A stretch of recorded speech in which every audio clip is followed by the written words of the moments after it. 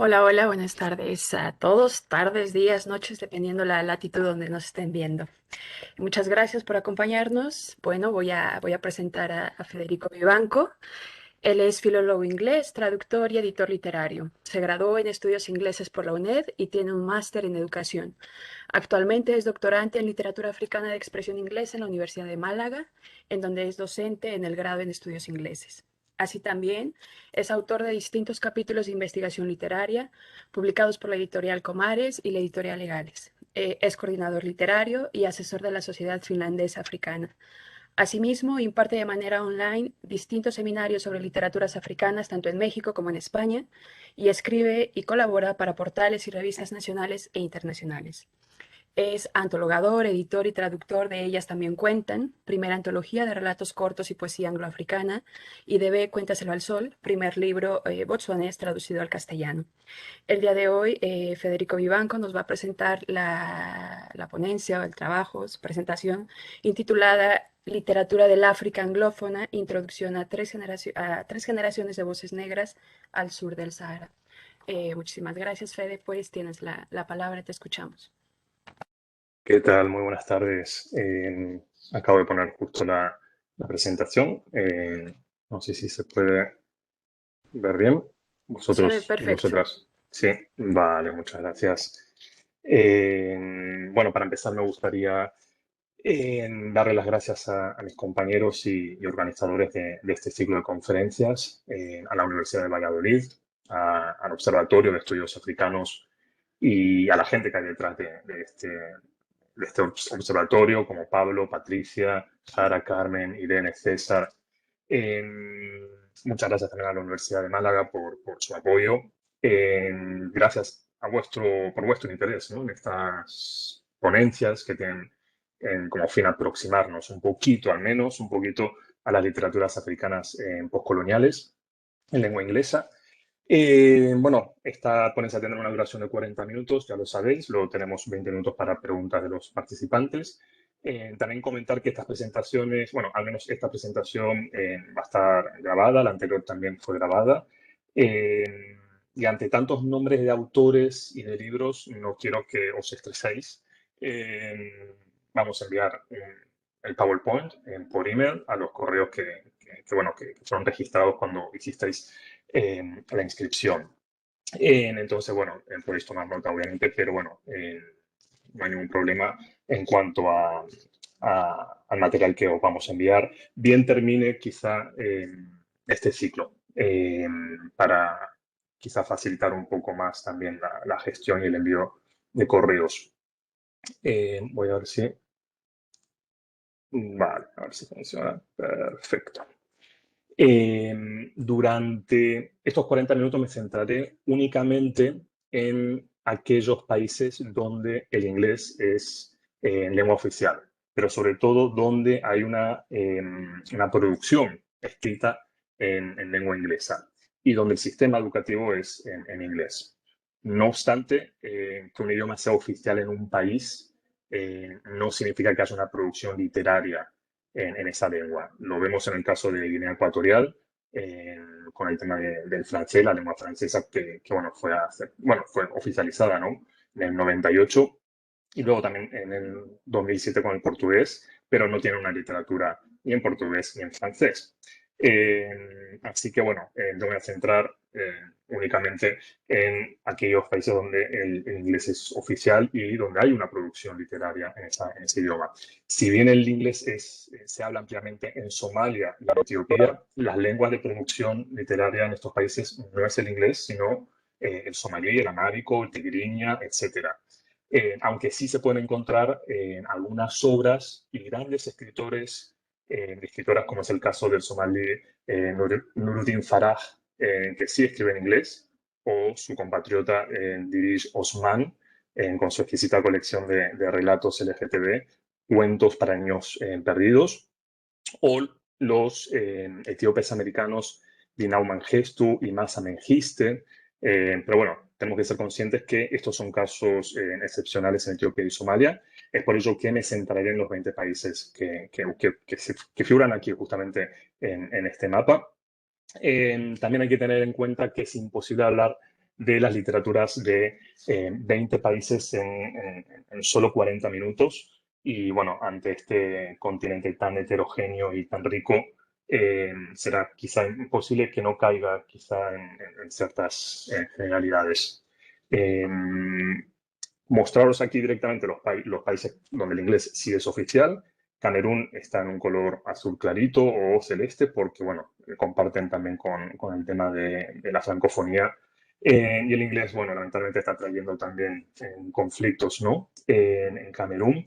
Se incluye también en las islas Seychelles y Mauricio, donde en ambas naciones, tanto el inglés como el francés son lenguas oficiales, aparte del criollo, obviamente, seychellense y el criollo mauriciano, respectivamente.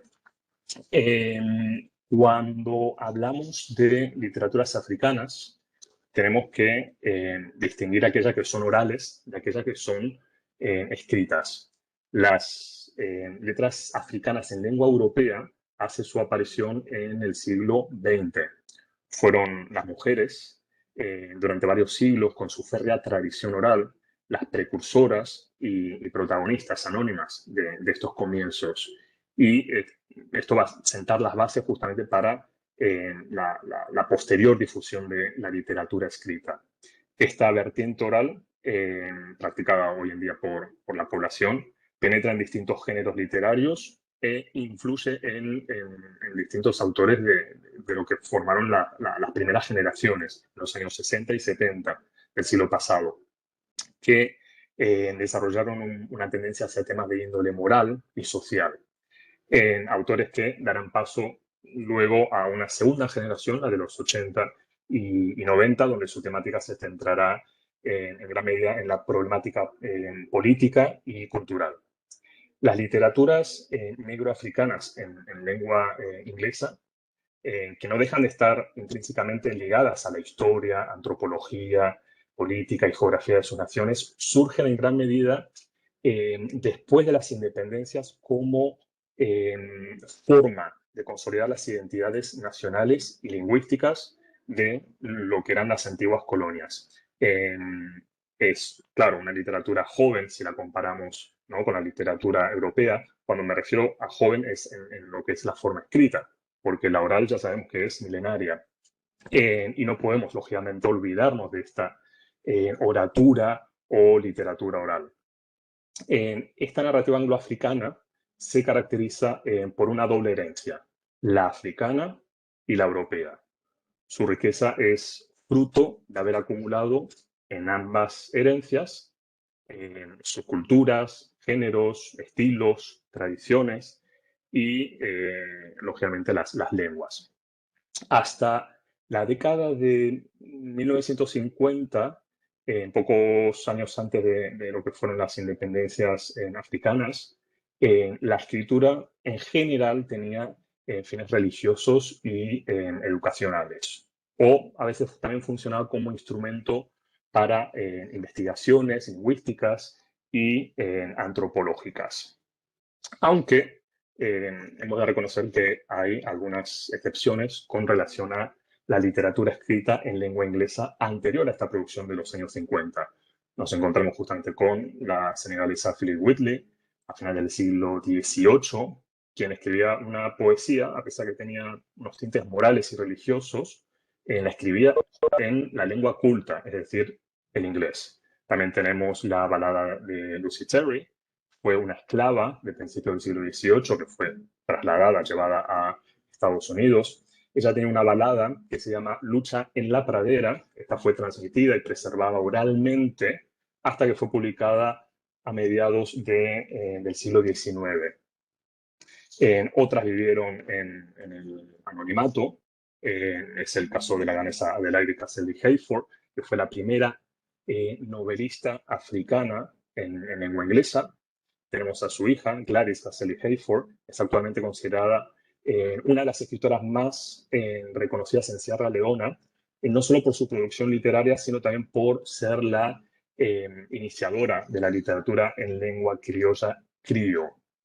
Entre ellos tenemos al famosísimo Oludai Kiano, bautizado como Gustavus Vasa. Es un esclavo, o bueno, fue un esclavo Ibo nigeriano que compró su libertad, escribió sobre su cautiverio y logró viajar por el mundo para combatir la esclavitud.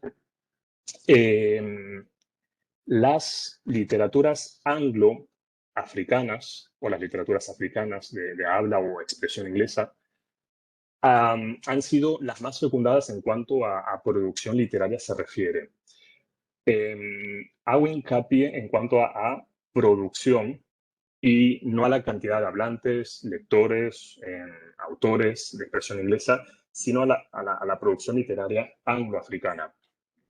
Debemos separar sutilmente las literaturas de Sudáfrica con el resto de los países angloafricanos. ¿Y por qué hago una pequeña división entre una y otra? La literatura y el pueblo sudafricano se caracteriza por una constante lucha y combate del opresor blanco y el apartheid, algo que se ve reflejado en su literatura. El resto de países angloafricanos han pasado por un proceso de colonización y actualmente de neocolonización, pero para ellos ser negro no fue ni es un problema en su país, como sí lo ha sido en Sudáfrica y en Namibia. De ahí que separo y diferencio la situación de Sudáfrica con el resto de países africanos de lengua inglesa por su pasado histórico y segregacionista.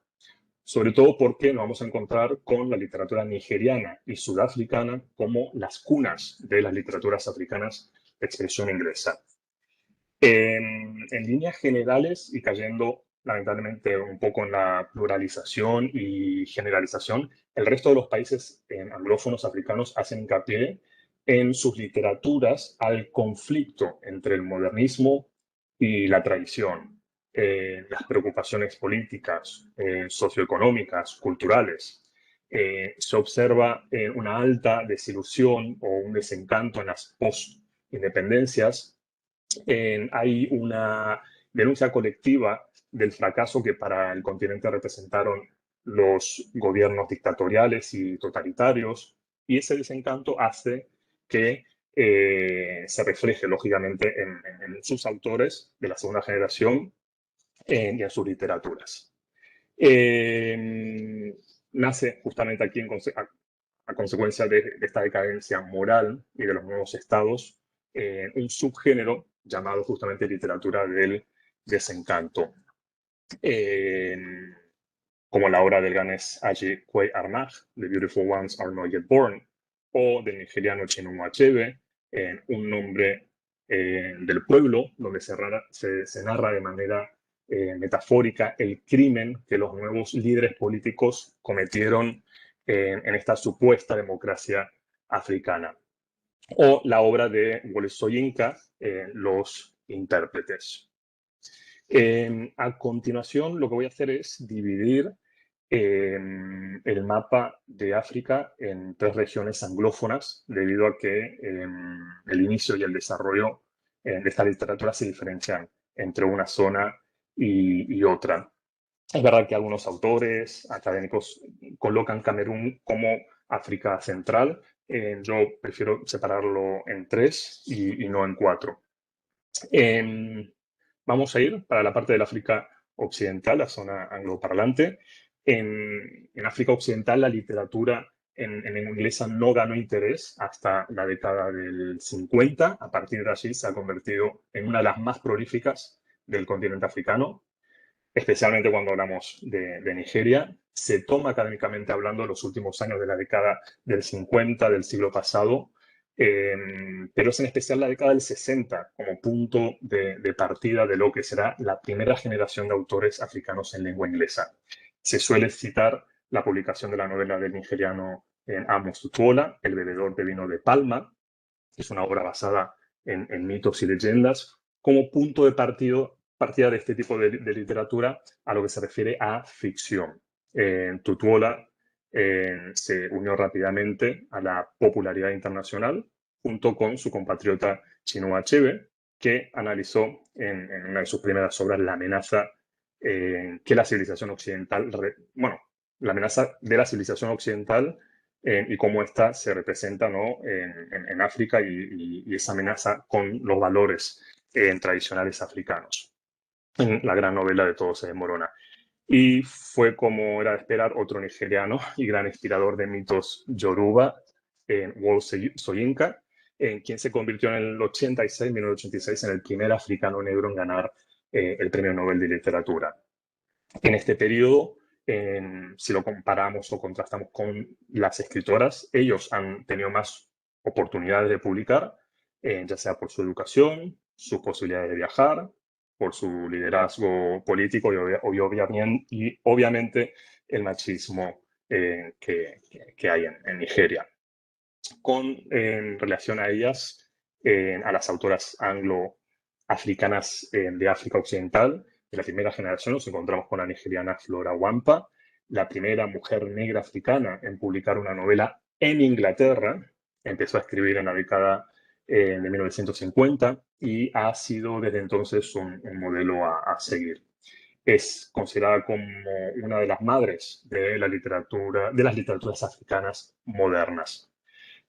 Su compatriota Buchi Mecheta, que estuvo muchas décadas exiliada en Londres, tiene en su haber más de 20 obras publicadas. Sus temas principales abordan cuestiones relacionadas con la problemática de la mujer africana, tratados desde una óptica ya más de Buchi, que es el tema del matrimonio, la maternidad, la esclavitud infantil, la inmigración, la independencia, la independencia femenina, la educación, entre otros tantos temas. No es favoritismo a la hora de preparar esta ponencia, pero los 5 escritores y escritoras de esta diapositiva son justamente nigerianos. No es por nada, pero bueno, será que Nigeria por eso es considerada una de las cunas, ¿no?, de la literatura africana. Si nos trasladamos a Ghana, tenemos a Amata Aidoo, es madre de la literatura ghanesa, fue ministra de Educación. Sus obras se caracterizan por estar enfocadas en la mujer y en la participación que tienen estas dentro de la sociedad. Una escritora muy avanzada para la época. Nuestra hermana Fiesta fue fecundada en los años 60, publicada en los años 70, muy criticada dentro y fuera de África. Está la segunda edición, revisada también por Marta Sofía López, quien hizo la traducción. Está eh, con descarga legal y gratuita, porque la autora cedió los derechos para la segunda edición. Así que bueno, es una obra que siempre se recomienda. Los personajes femeninos de Garamata Aidoo desafían los estereotipos de la mujer africana pasiva y victimizada. En Ghana también tenemos a Chikwei Armagh, que nombré anteriormente cuando mencioné brevemente el subgénero de la literatura del desencanto. Esta obra debut, The Beautiful Ones Are Not Yet Born, cuenta la historia de un hombre que sin nombre, ¿sí?, un hombre sin nombre, lucha por reconciliarse con la realidad de la Ghana posterior a su independencia. En la Liberia, en Liberia tenemos, por ejemplo, a Bates Moore, es un autor que descubrí hace muy, muy poquito. Él recorrió el país recogiendo y recopilando poesía y cuentos tradicionales con el fin de estudiar la herencia cultural y las tradiciones de Liberia. Hasta aquí tenemos solo algunas, ¿vale?, algunas figuras destacables de la primera generación de la literatura inglesa del África Occidental. Empiezan a escribir durante los años 50, comienzan sus publicaciones en los años 60 del siglo pasado. Esta generación, la de la posindependencia, trata temas que están relacionados con la vida privada, la desigualdad de género, si hablamos de autoras, las tradiciones, la amenaza de Occidente en África. Los autores de esta generación intentan también desafiar las imágenes y los estereotipos que se fueron construyendo durante la época colonial. Son muchos los autores de esta generación que por cuestión de tiempo no podré ahondar. Por eso voy a pasar a la segunda generación, que es de 1980 a 1990. Es una generación que se le prestó menos atención. es una realidad, tanto en la academia como fuera de ella, también los lectores, porque nos hemos centrado no mucho en la primera generación, en los inicios, ¿no? En los años 60. Y lamentablemente no le hemos prestado mucha atención a esta segunda generación. El rol principal de ellos y ellas pasa por la protesta y por exigir justicia. Muchos de estos autores forman parte de esa generación de la literatura del desencanto, se centran más en la crítica. En la guerra de Biafra, en la 1967 al 70, va a afectar lógicamente a estos autores y por ende la escena literaria. Las escritoras y algunos escritores también de la primera generación obviamente siguen escribiendo durante esta segunda generación. Tanto Chinua Achebe como Buchimecheta, Flora Wampa, en esta segunda generación también van a escribir sobre la guerra de Biafra. Entonces, no por ello, no porque nos adentramos en una segunda generación, haya dejado de existir la primera. No, continúa, pero bueno, estos son autores que surgen ya a partir de los 80 y los 90. Un prolífico autor de esta generación es el nigeriano Femi Osofisan, es escritor, poeta, dramaturgo, ha escrito más de 60 obras de teatro y lamentablemente no tenemos nada traducido de él. Hay algunas obras de teatro clásicas griegas que también han sido ambientadas en un contexto africano. Él destaca por su crítica social y por las representaciones tradicionales africanas. En otro nigeriano que no podía faltar es el novelista y dramaturgo Chris Abani. Él empezó a los 16 años a escribir, fue cuando publicó su primera novela. Fue encarcelado varias veces en Nigeria, ya sea por ser sospechoso de querer derrocar al gobierno o por publicar una novela como Sirocco a finales de los 80. Fue encarcelado por tercera vez, fue condenado a muerte. Sus amigos sobornan a los guardias y él puede por lo menos salir en libertad. Son muchos los exiliados nigerianos de autores angloafricanos que se radican primero en Reino Unido y luego en Estados Unidos, y es el caso de Chris Sabani. Por suerte, Graceland, una gran obra, está disponible en España y en México. Y Abigail, bueno, tiene más unas trazas occidentales, está disponible solamente en Argentina. Son dos obras muy diferentes. Entre ellas nos encontramos a la nigeriana Molara Ogundipe, fue poetisa, crítica, editora, activista feminista y crítica social. Es considerada una de las escritoras más importantes del feminismo africano en cuanto también a estudios de género y teoría literaria. Lamentablemente no puedo ahondar un poco en su movimiento que se llamó stiwanismo, y se sigue llamando stiwanismo por cuestión de tiempo, pero bueno, si podéis buscar en internet esos 7 principios que ella desarrolla justamente en la primera obra, sería muy interesante porque justamente ella abogar que el feminismo resida la mujer africana y resistirse un poco al feminismo occidental. Por último, tenemos la tercera generación de autores angloparlantes del África Occidental. Posiblemente la embajadora de esta generación es la archiconocida Chimamanda Ngozi Adichie. Sus primeros escritos son más bien de corte africanista, luego se va a ir tintando un poco con una óptica híbrida entre lo africano y lo occidental. En esta generación nos encontramos con trazas de la temática de la primera generación, como es la moral y lo social, trazas de la segunda generación, donde se trata lo político y lo cultural. De hecho, Chimamanda escribió una obra de teatro, que fue la segunda obra que escribió, que no la quiere publicar, y trata el tema de Biafra, que es una temática de lo que es la segunda generación. Y esta es una tercera generación cosmopolita, es la generación diaspórica, es el exilio, escriben dentro y fuera del continente. Y estos autores tienen, y autoras tienen una visión más general, más cosmopolita. Ayobami Adebayo también, a pesar de la tercera generación, trata el tema de la maternidad, los estigmas de las mujeres infértiles o estériles, que también se tratan en la primera generación. Obra que sí recomiendo, y está ahí publicada en español. En Cefiata, con este Bildungsroman, en Todo lo bueno llegará, que también recorre la autora, perdón, se me cayó la lápiz, recorre la autora en los años 70, 80 y 90, tomando justamente como punto de partida el final de la guerra civil nigeriana. Una gran promesa bueno, que echamos de menos quizá un segundo libro es Stay Selassie. Ella acuñó el término afropolita. Lamentablemente solo publicó esta novela. Eh, y bueno, a ver qué pasa. Si nos vamos a Ghana, también en esta tercera generación tenemos a Yagyasi, Volver a casa, y esta reciente traducción, Más allá de mi reino. Dos obras completamente distintas.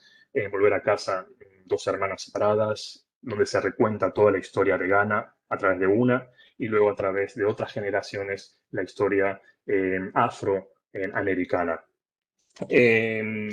Luego seguimos con Aminata Forna, entre las autoras contemporáneas nacidas fuera de África. Observamos una narrativa orientada hacia la identidad, la diáspora, los conflictos nacionales y políticos. Y bueno, ese es justamente el caso de la escritora de origen sierraleonés, Aminata Forna. Hasta aquí son solo algunas de las autoras más conocidas que hay en la actualidad en esta tercera generación. De todas formas, me quedan muchos autores, muchas autoras. Ayesha Haruna Ata también, que es la tercera generación, pero que, bueno, por tema de tiempo es imposible eh, ahondar. Vamos a ir ahora al África Oriental. Con relación al campo literario, en lengua inglesa, la incorporación del África Oriental angloparlante se caracteriza por haber sido un poquito demorada, vamos a decir. Los autores kenianos Ngugi wa Thiong'o y Grace Ogot experimentaron un sentimiento de exclusión cuando esta región no tuvo representantes en la histórica conferencia que hubo en Kampala, en Uganda. Fue en el año 62, era la conferencia africana de escritores, tan conocida porque ahí justamente se plantea en qué lengua deberían escribir los escritores africanos. El florecimiento de la literatura de estos países del África Oriental tuvo lugar durante los años que siguieron a su independencia, es decir, como ocurre también con el África Occidental, que vendría a ser a partir de 1960. Pero este proceso en esta zona se fue interrumpido por conflictos políticos. Esto produjo que muchos intelectuales entraran en la cárcel o fueran condenados al exilio.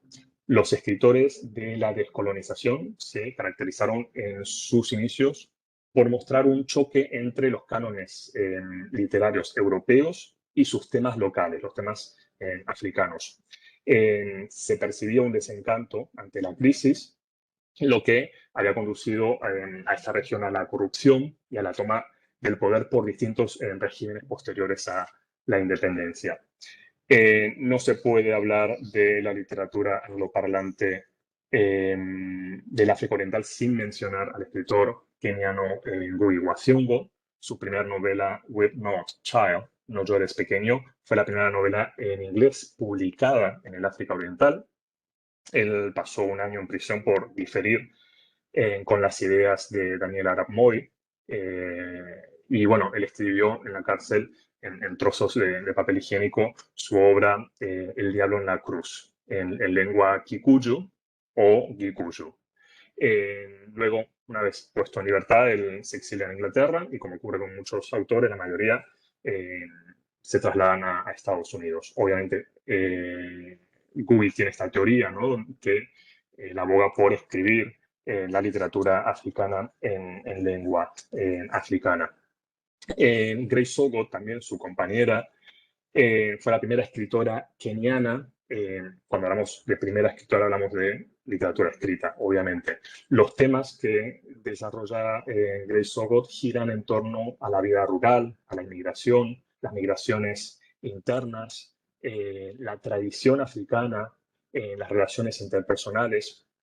Y igual que su compañero, Guy Wasiongo, ella fue una gran defensora de la escritura en lenguas africanas. De hecho, algunas de sus obras fueron publicadas primero en su lengua nativa, que es Luo, y luego fueron traducidas al inglés. Misere Mugo, la próxima, es dramaturga, escritora, activista.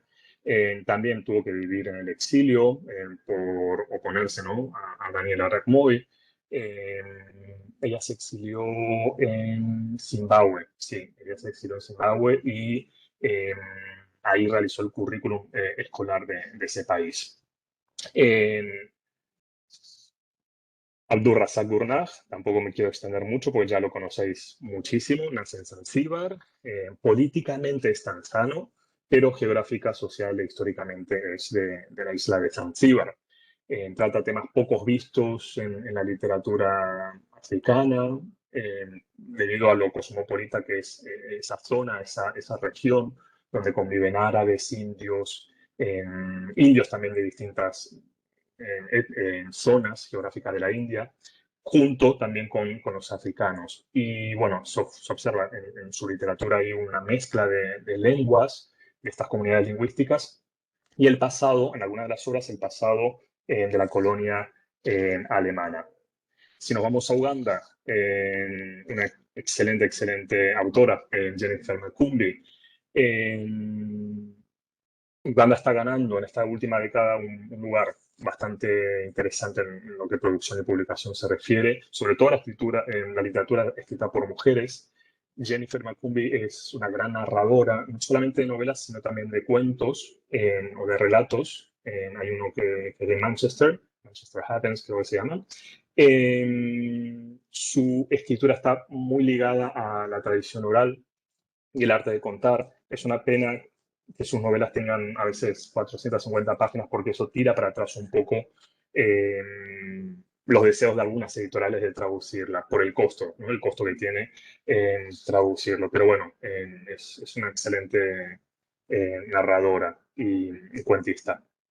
Eh, en Uganda también tenemos a Beatrice Lawanka, Jackie Budesta Batanda.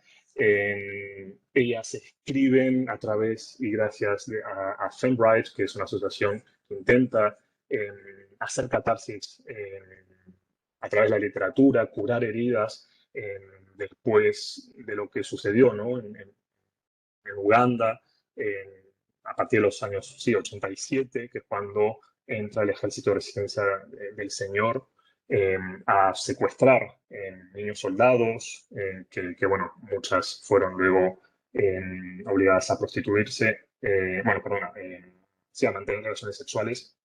Fueron entre 20.000 y 30.000 niños. Es el caso del hermano de Beatriz Lawanka, que también fue un niño soldado, y ellas utilizan la literatura como arma de sanación. Sus obras obviamente están bien extendidas en distintas antologías. En español tenemos estas dos. Beatriz Lawanka también tiene, creo que uno o dos relatos también LGTBIQ. Y ahora nos trasladamos a la región del sur, el África Austral. La producción literaria angloafricana de África Austral va a ser marcada por el apartheid, especialmente en Sudáfrica y Namibia. Se impone el apartheid en el 48 y la producción narrativa se ve mermada ante las amenazas de acoso, censura, arrestos domiciliarios y penas de prisión. Si esta situación obstaculiza la producción y la edición de escritores negros, imaginaos vosotras y vosotros cómo será para las escritoras que tengan que hacer frente ante las desigualdades raciales, el apartheid y encima el estigma, ¿no?, de haber nacido mujer. En hablar de literatura o de las literaturas del sur del continente es lamentablemente hablar también de etiquetas literarias. Algunos y algunas escritoras han sido etiquetados de manera arbitraria en subgrupos literarios, según su etnia o color de piel, en mestizos, en indios o asiáticos. Pero todos ellos, claro, comparten un común denominador que es la reconquista de la identidad, la lucha, ¿no?, contra el apartheid y la opresión social. Eh, Tenemos a los escritores archiconocidos blancos, ¿sí? Por eso hace unos años, cuando hablamos de literatura africana, solo la gente mencionaba a Doris Lessing, Nadine Gordimer y Coetzee, que tuvieron, lógicamente, más posibilidades que cualquier escritor negro. Pero a mí, bueno, las y los que me interesan son estos escritores negros. Por ejemplo, ser mujer empleada doméstica, madre soltera, de 3 niños y nacer en el apartheid. No fueron obstáculos estas situaciones para Sindhiwe Magona en completar su educación a través de un sistema de correspondencia. Luego se convirtió en trabajadora social, se radicó en Estados Unidos. Pero bueno, es un ejemplo de perseverancia y de resistencia. La primera novela publicada por una mujer negra en Sudáfrica fue la de Miriam Bradley, Muriel at Metropolitan. Tanto esta novela como Anne Mandela fueron censuradas poco después de su publicación. Dentro de esa subcategoría, ¿no?, literaria tenemos a las hijas de esas relaciones prohibidas, ¿no?, interraciales que eran prohibidas. Es el caso de Bessie Head, que nace en Sudáfrica y tiene que exiliarse por cuestiones también ideológicas en Botswana. De hecho, se considera más botswanesa que sudafricana. Otra de estas escritoras también mestizas, Zoe Wickham. Ella estuvo bueno, sigue viviendo hoy en día en Gran Bretaña con el tema del apartheid. Estuvo viviendo muchas décadas fuera, volvió y después se volvió a ir. Ella examina la multiplicidad de las relaciones humanas y las opresiones que aún perduran en estas identidades mixtas. Y bueno, intenta también contribuir a la construcción de un nuevo pluralismo. Luego, entre ellos tenemos a Atma Granjor, también de esa categoría, ¿no?, que teníamos antes. Él entraría en la categoría de los asiáticos. Él es descendiente de indios, afrikaners y malayos. Y lamentablemente sus obras en español están descatalogadas, al menos la primera y la segunda, porque quebraron las dos editoriales. No sé, Saiz Barral si sigue teniendo esta obra, pero bueno, es muy, muy, muy interesante. Eh, si vamos a Zimbabue, tenemos a Petina Gapa. El libro de Memory trata el tema del albinismo, y otro tema también muy interesante que no puedo revelar, por si no sería un spoiler. De la oscuridad una luz resplandeciente, trata sobre el explorador británico David Livingstone. Pero lo interesante de esta obra es que aquí los blancos ocupan un papel secundario y esta historia es narrada por los criados negros del explorador. Entonces la voz aquí, la historia esa única, es contada en realidad por sus criados, los negros. Y también trata el tema de la esclavitud, esa esclavitud africana. Luego, en Zimbabue, No Violet Bulawayo, necesitamos nombres nuevos. Se hizo muy conocida cuando participó en el Kane Prize, que es este gran galardón de narrativas cortas o relatos en África. Tsitsi Tangaremba, en Condiciones nerviosas, publicadas tanto en México como en España. Aquí está descatalogado. Luego, después de 20 años, publica, bueno, termina esa trilogía con estos dos libros, The Book of Nod y This Monocle Body. Y esta fue como una de las primeras también autoras, ¿no?, en lengua escrita, de forma escrita, ¿no?, de Zimbabue. Y bueno, me acuerdo en una de las entrevistas, sus compañeros en la universidad se sorprendieron de que escribiera, ¿no? No porque no tuviese esa destreza, sino porque era mujer, es lo que le dijeron. En Wani Molefe, esta es la primera obra traducida de un autor o autora botswanesa. Es una colección de relatos. El Mbandaka, también una obra que debería traducirse. Patchwork es un Bildungsroman que cuenta muy bien lo que es todo el trasfondo histórico o sociohistórico de Zambia. Esta gran autora que acaba justo de traducirse La deriva, de Drift, a Nawali Serpel, Ha sido recomendada por The New York Times en el 19. Ella ganó el Ken Prize del 2005 con una narrativa que se llamó The Sack, que está justamente incluida en esta novela. Y ya para finalizar, porque ya no me queda nada de tiempo, eh, Mubanga Kalimat Mogwento, también lo mismo, un Bildungsroman, la necesidad de Zambia de contar su propia historia. Luego en Sudáfrica, en la tercera generación, estas hijas del post-apartheid, es el caso de Koleka Putuma. Amnesia Colectiva es la primera obra de ella y, bueno, ha sido un bombazo en su país. Sus poemas tienen una alta carga de crítica hacia la política, hacia lo racial, y muchas giran sobre la realidad de las mujeres negras y la homosexualidad en Sudáfrica. También, igual, de su generación, en Copano Matlawan, que también hemos tenido la suerte aquí en España de tener estas tres obras traducidas. Estas son, como comentaba antes, son las hijas del post-apartheid o de la nueva generación que le llaman Born Free, ¿vale? Born Free. Así que bueno, es una generación que sufre las consecuencias del pasado y las diferencias entre blancos y negros.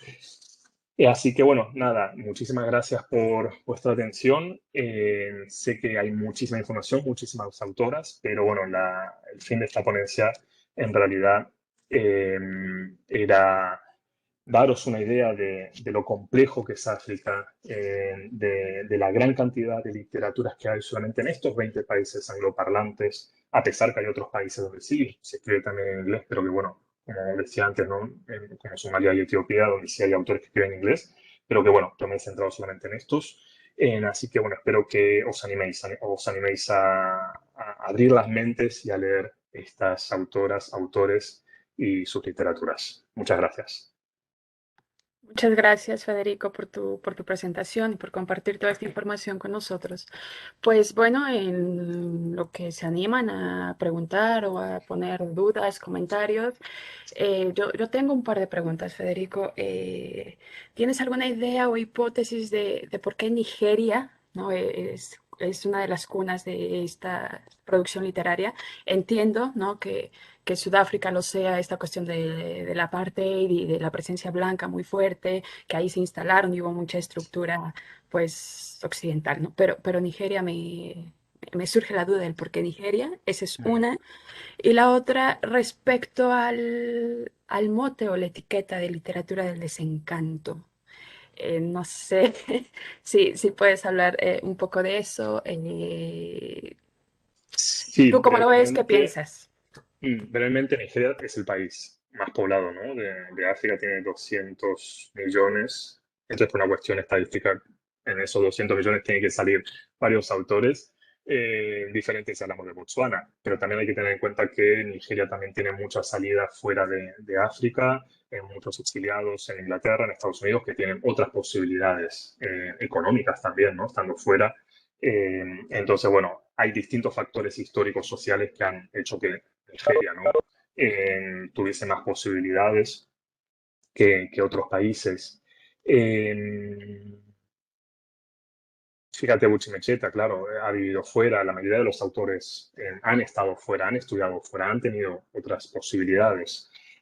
Con relación a la literatura del desencanto, imagínate estos autores y sus pueblos que luchaban por una independencia y que luego se dieron cuenta que esos luchadores al final se convirtieron en opresores.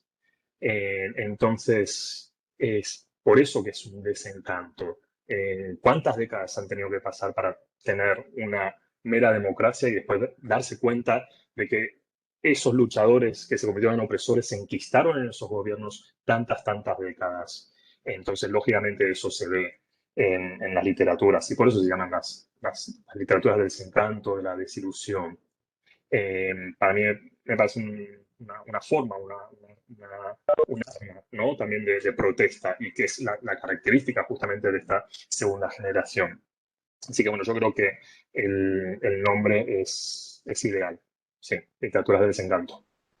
Ok, Fede. Aquí Teresa Álvarez pregunta, muchas gracias, bueno, hace comentario y pregunta, muchas gracias por la ponencia, me ha parecido interesante.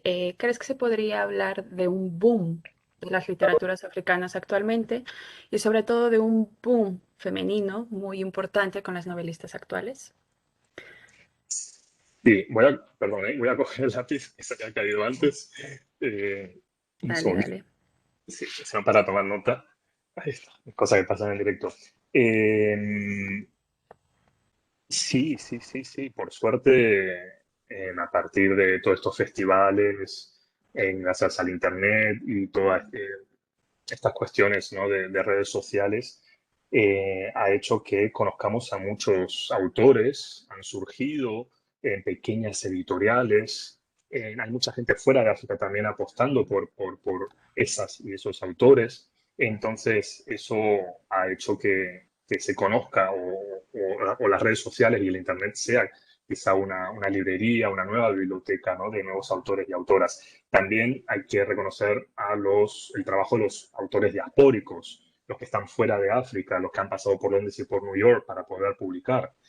Han tenido que pasar ese filtro por grandes editoriales y quizá, claro, lamentablemente gracias a ellos se ha conocido una literatura que sigue produciendo dentro del continente, pero bueno, lamentablemente se ha tenido que difundir un poco más fuera, pero eso ha dado lugar a que otros autores dentro del continente también pudiesen publicar. Entonces, bueno, también hay que reconocer que hemos coincidido también con este movimiento feminista. Aquí en España, sobre todo en el 2017, se tradujo muchísimo, por suerte. Entonces, bueno, ha sido justamente ese momento, ¿no? Que ha coincidido también con distintos movimientos sociales. Eh, entonces, yo creo que tiene mucho, mucho que ver también el tema de los autores diaspóricos, aquellos que están fuera. De hecho, cuando hablamos de grandes editoriales, la mayoría de los diaspóricos publican con esas grandes editoriales.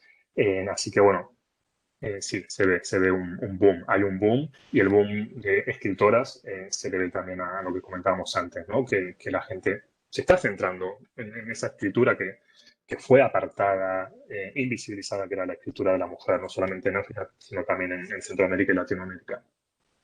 Vale.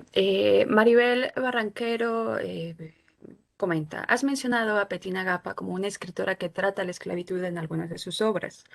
¿Conoces algunos autores que traten este tema? Bueno, Gurnach trata el tema de la esclavitud, pero cuando hablamos de esclavitud, tenemos la esclavitud doméstica, que eso se trata mucho, que es un concepto más africano, no es la esclavitud transatlántica que nosotros tenemos, donde el esclavo no es un humano, es una cosa, es un animal, pero en África tenemos esa esclavitud de guerra y la esclavitud doméstica. Y muchísimos, muchísimos autores tratan este tema de la esclavitud, no solamente la doméstica y la de la guerra, sino también cómo se implican los africanos en este engranaje de la esclavitud, porque la esclavitud existe también gracias a los africanos. Yagyasi, justamente, hay esa separación de dos hermanas por el tema de la esclavitud. Ayesha Haruna Atta de Ghana, que ya tiene 5 o 6 novelas publicadas, también trata el tema de la esclavitud. Eh, muchos, muchos autores. Debería pensar, pero es un tema muy, muy interesante. Sobre todo se ve esa conciencia de la responsabilidad que hubo con el tema de la esclavitud, ¿no? Y también otros autores tratan el tema de la esclavitud árabe, ¿no? Que hacen responsable a los árabes como el inicio de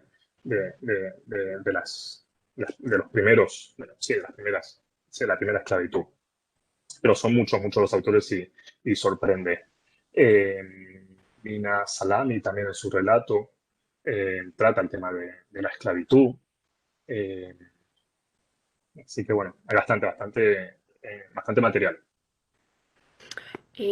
Por otro lado, Olga Benita Medina te agradece por tu presentación, Federico, y de nuevo gracias por dar visibilidad, poner foco en la literatura africana femenina.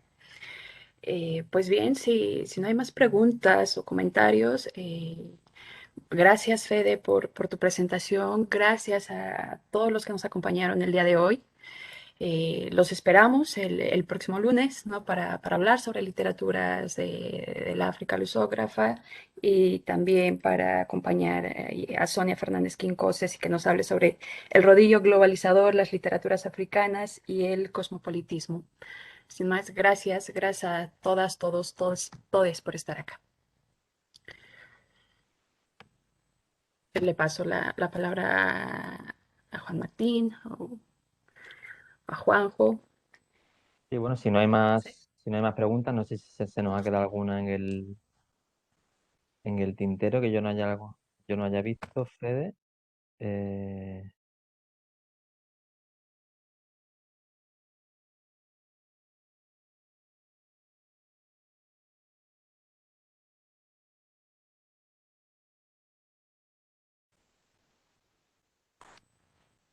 Estoy aquí volviendo para arriba. que se ha escrito muchísimo en el chat.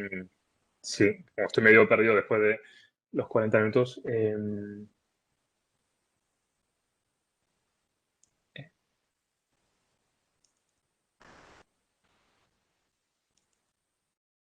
O si alguien formuló Efectivamente. alguna pregunta y no la hemos respondido, podéis quizá formularla de nuevo, escribirla de nuevo por si se nos ha escapado en todo la cascada de mensajes. O abrir el micrófono si quieren participar. Bien. Si pincháis abajo en el icono donde hay un pequeño emoticono, si pincháis ahí, aparece una ventana y ahí tenéis la opción de levantar la mano si alguien quiere intervenir o si no, abrir directamente el micrófono. Bueno, y si no hay más preguntas, pues bueno, pues cerramos la sesión. Ha sido Hola, muchísima buenas información noches. esta tarde. Claro, sí, Mira, aquí Elizabeth tenemos. había planteado una pregunta. No pasa Hola, nada. buenas Si noches. pinchases. Soy Ah, Alejandra Guarinos. Fede, quería preguntarte si sabes, si tienes alguna idea sobre si los escritores nigerianos, que son quizá los más conocidos, los de mayor éxito y que están más respaldados por las editoriales, tanto allí en África como aquí en Occidente, apoyan de alguna manera al resto de escritores angloparlantes de países africanos que no tienen ni recursos económicos ni ningún tipo de apoyo editorial a la hora de publicar. ¿Sabes si existe algún tipo de red en las que se apoyen sí? Vale. Tienes el caso de Lola Shoneshin, que ella es la que lleva a qué. Ella tiene su pequeña editorial y sobre todo ella apoya a escritoras y escritores en locales. Eh, Luego tienes ay, no me acuerdo cómo se llama, Musinka o Susinka, que es de Sudáfrica, pero vive en Kenia, también tiene una editorial y también apoya no solamente a escritores sudafricanos, ¿no? También a kenianos y a otras naciones. Entonces, son muchos. Hay una red muy, muy grande en África, una red grande, pero de pequeñas editoriales, sobre todo muchas mujeres que han salido a difundir estas literaturas. Justamente esta persona de Sudáfrica es la fundadora de- del evento de Literáfrica. ¿Cómo era? San Frontiers, era Literáfrica San Frontiers, bueno, un movimiento que salió también para la difusión a través de un festival que surgió en el confinamiento y fue online. Entonces, sí, son varias, ¿eh? Son varias, sobre todo por lo que he visto también mujeres y plataformas. Luego hay plataformas online, pero son varias autoras que tienen sus pequeñas editoriales y ayudan a distintos autores y autoras de África. Fede, Elizabeth Tano acaba de plantear, quisiera saber si existen factores que han permitido esta fuerte producción de obras escritas por mujeres africanas en la lengua inglesa, porque hay muchas más escritoras africanas en lengua inglesa que escritoras africanas en lengua francesa. Hmm, Factores. El tema de la producción. La verdad no sé por qué hay tanta diferencia y tampoco quiero entrar en guerra con los especialistas en literatura francófona, porque es verdad que aquí a veces se traducen más en literatura francófona. Si vemos Casa África, la mayoría son francófonos por la conexión, ¿no?, que tenemos con Senegal. Eh, pero, pero la verdad que no sabría decirte por qué realmente cuáles son aquellos factores. Hay una cuestión de que, sobre todo la gente de Nigeria, mira mucho a África y a esa independencia literaria, cosa que con los francófonos no ocurre. Los francófonos miran constantemente a París. Es verdad que los anglófonos necesitan pasar muchas veces por New York o por Inglaterra, pero ellos se consideran nigerianos o se consideran ganeses, pero no se consideran como un senegalés que se puede considerar franco-senegalés. Entonces, esa forma de independencia y de no depender quizá, ¿no?, como le pasa a los francófonos con París, quizá hace que sean más autónomos y hayan salido quizá también esta producción, ¿no?, que se ve ahora. Pero bueno, también está relacionado el tema de la diáspora, ¿no?, y de tantos escritores que hay en Estados Unidos y en Londres, y de cómo ellos apuestan también, ¿no?, por esta literatura, cosa que nosotros no apostamos por su traducción. Jimena pregunta, ¿tienes alguna hipótesis sobre los modos de leer estas literaturas? Si estos modos de lectura difieren en la crítica literaria africana y los modos de leerlas en Europa o Latinoamérica. La manera de leer, a ver, sí, hay mucha literatura escrita con trazas muy, muy africanas, eh, y otras que son híbridas, ¿no?, entre lo africano y lo occidental, o meramente occidental, africanos que escriben, ¿no?, con un canon más occidental. Entonces eso depende también de gustos. Muchas veces cuando leemos la literatura africana de la primera generación, está muy, muy ligada a la oratura. eh, Esos textos largos, esos párrafos muy, muy extensos que están, claro, relacionados con la tradición oral. Pero bueno, hay gente que le gusta la literatura africana más occidentalizada, más como Chimamanda Ngozi Adichie, ¿no?, de sus últimas novelas. Hay otros que no, que quizá les aburre, quizá leer Chinua Achebe o Guy wa Thiong'o. Pero bueno, eso depende de los gustos. Yo creo que hay que leer ambos, ¿no? Eh, para darse cuenta, porque sí, hay mucha diferencia. Pero bueno, también es verdad que vamos avanzando, todo está globalizado y también es normal que muchos autores africanos tengan trazas del canon, ¿no?, occidental. Eh, es también lógico.